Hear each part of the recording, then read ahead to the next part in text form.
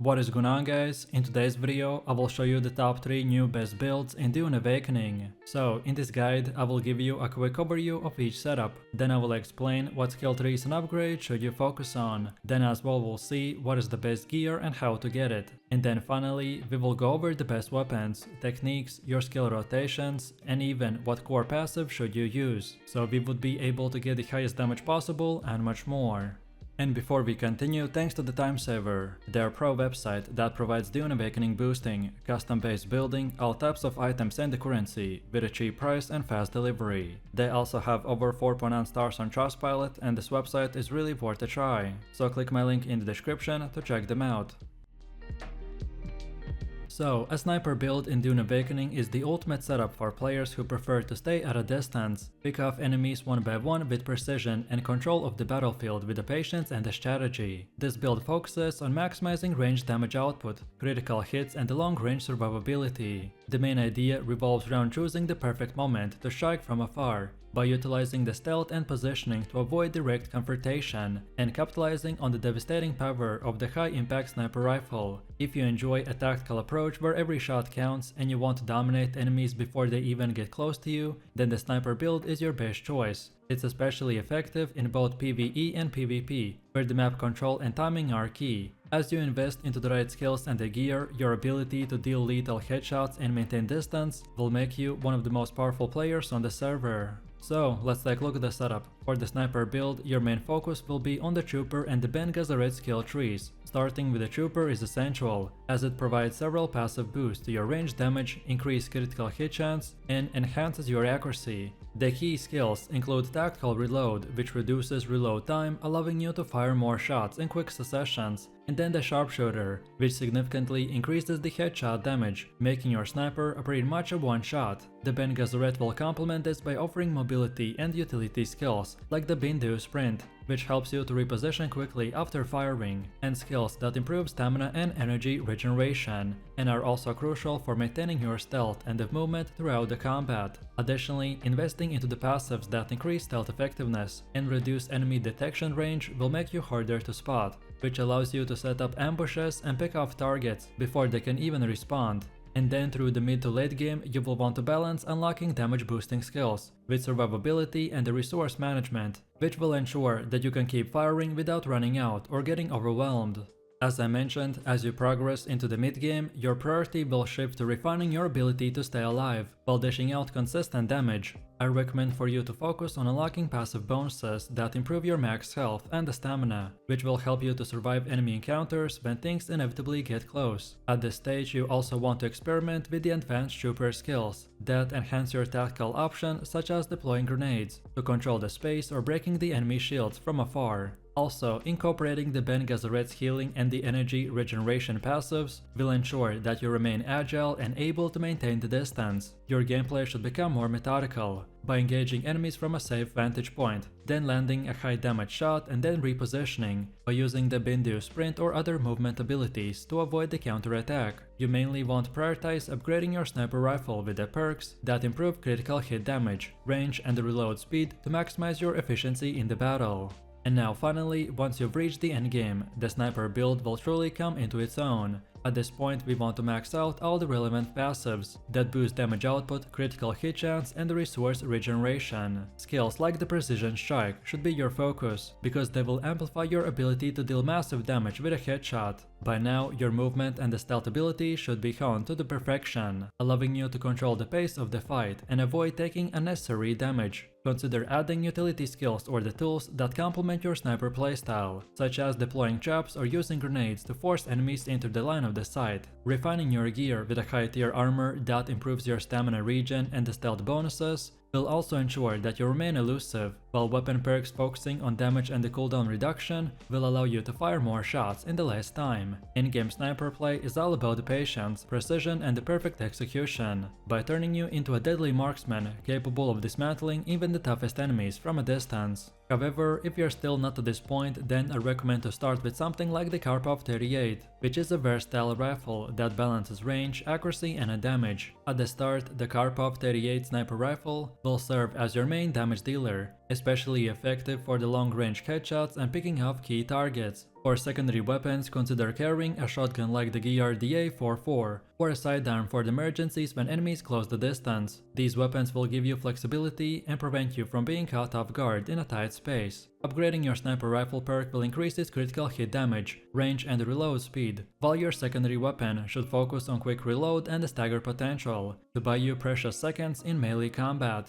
And then, when it comes to the armor for the sniper build, your main goal is to stay alive without sacrificing mobility or stealth. Early on, light or medium armor sets like the Kurab Scout set are ideal because they offer good environmental resistance and enough durability without weighting you down. These sets will improve stamina regen and help you to stay agile while moving between the vantage points. As you progress, I recommend for you to seek out gear that boosts your stamina regen, energy efficiency and the critical hit bonuses to complement your playstyle. Also, don't overlook the suspensor belts like the Emperor's Wing Mk1, which provides essential mobility enhancements, allowing you to reposition quickly or escape dangerous situations. Pair this with a reliable power pack such as the old Sparky Mk1 to keep your abilities running longer and maintaining your edge in a drawn-out engagement. In my opinion, the suspensor belt is a must-have to quickly reposition and find a new sightline or escape danger. Early on, you want to equip the Emperor's Wing Mk1 to get a solid boost in mobility, and as you progress, you can unlock more advanced belts with increased travel distance and the energy efficiency. Then also, power packs like the old Sparky Mk1 will help you to sustain ability usage by regenerating energy faster, which is very critical since the skills like the Bindu Sprint and tactical reloads rely on these resources. Additionally, traps or grenade tools can be used to control the battlefield, slow enemies down, or even force them into vulnerable positions for your snipers to shoot. The Emperor's Blade build is one of the most aggressive and satisfying melee playstyles that are currently available in the game. What makes it truly stand out is its ability to stay consistently in the motion while dishing out massive damage with the low cooldowns. This setup is built around one idea in mind: to close the gap fast, then stagger or parry your target and then let loose with your core abilities, especially the Eye of Storm. This skill alone can absolutely melt enemies when timed right, and when used during the prescience windows. It deals double damage, allowing you to wipe out targets in seconds even in the tougher fights. The beauty of this build is how it mixes speed, the raw power and the quick combat execution. It's designed for players who enjoy being in the thick of the fight, reading enemy movement and reacting in real time. If you love timing dodges, triggering perfect parries, and spinning through the groups of enemies like a bladed tornado, then the setup is just for you. The fast-paced, skill-based nature of the Emperor's Blade build will mean it's highly engaging and keeps you on your toes, making every encounter feel dynamic and rewarding. And because it's centered on the core Swordmaster mechanics, it scales beautifully as you invest into the right passives, gear, and the weapons later in the game.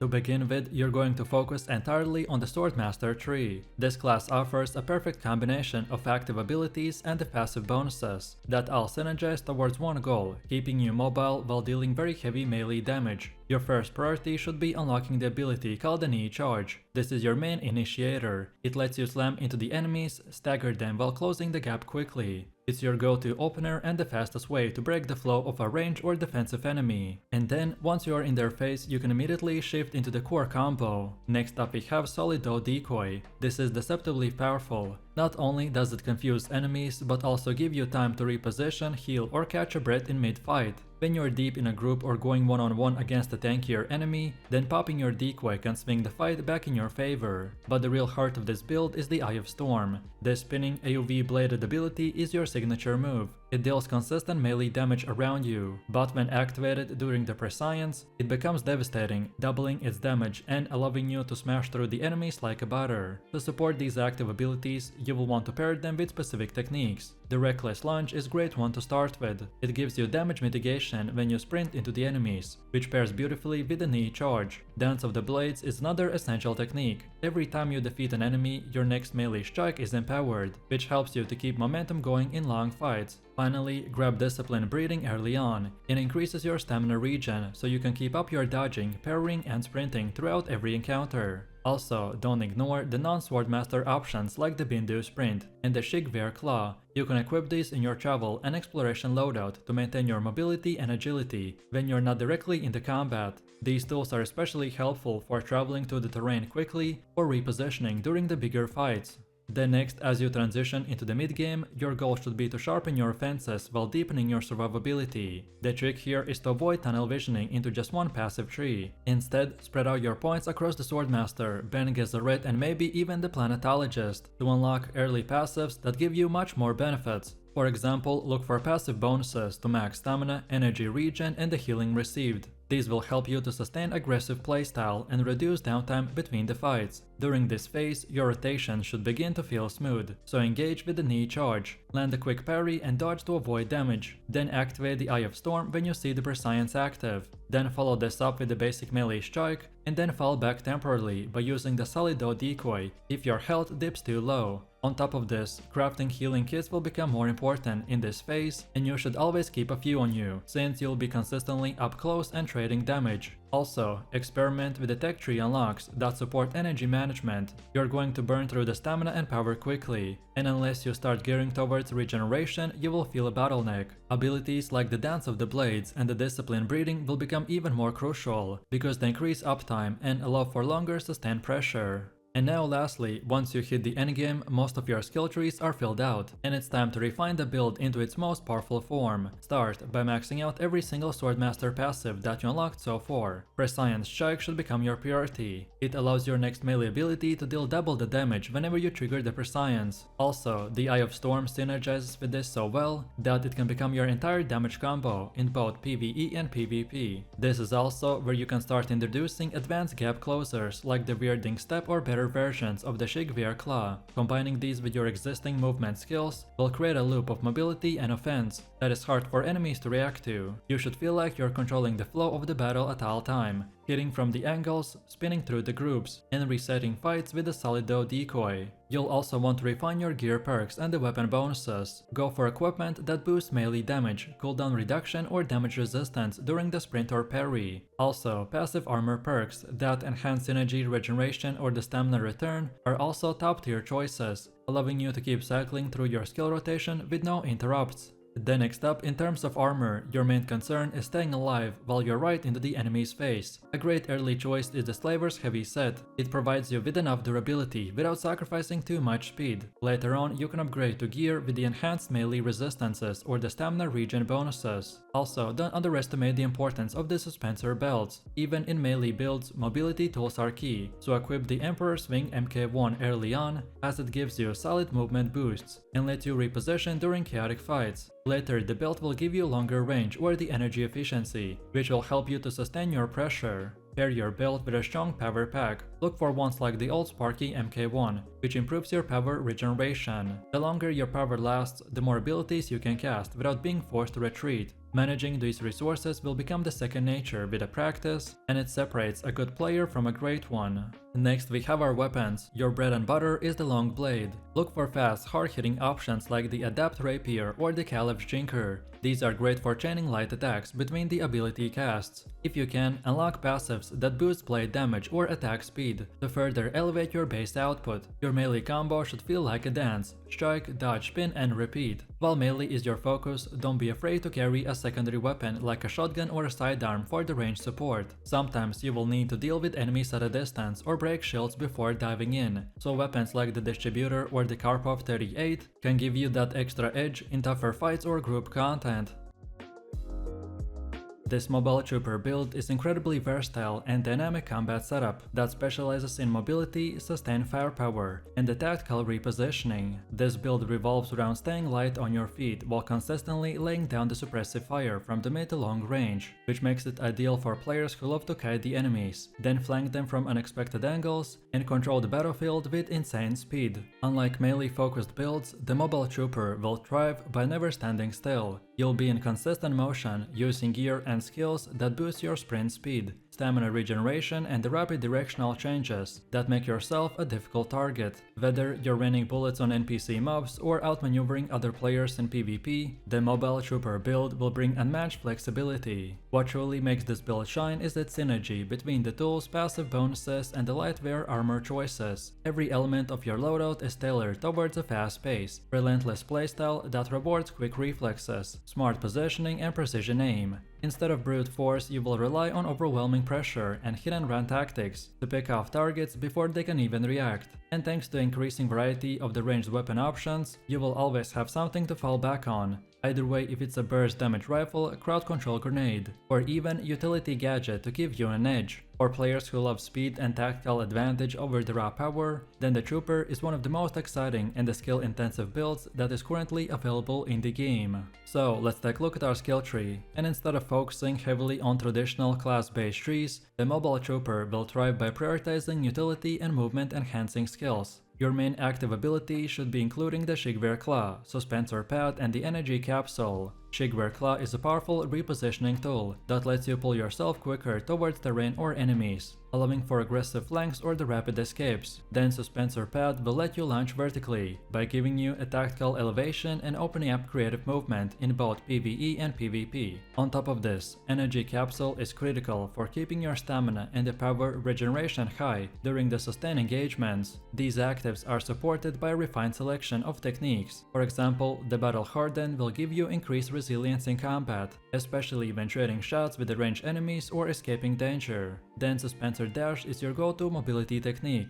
letting you quickly dart out of the harm's way, or reposition in combat without relying entirely on a vertical movement. And then there's even the Death from Above, which is a devastating aerial strike that allows you to combo with Suspensor Pad, or unexpected burst damage from above. This combo is not only effective in disorienting enemies, but also adds a whole new layer and surprise to your encounters. This build does not rely on a single skill tree. Instead, it pulls from multiple sources to create a hybrid that's extremely mobile and responsive. You should invest into the general passive traits that improve energy regen, stamina management and the cooldown reduction, but your primary goal is to maintain freedom of movement while delivering consistent range pressure. Your mobility becomes your defense and your movement tools will become your offense.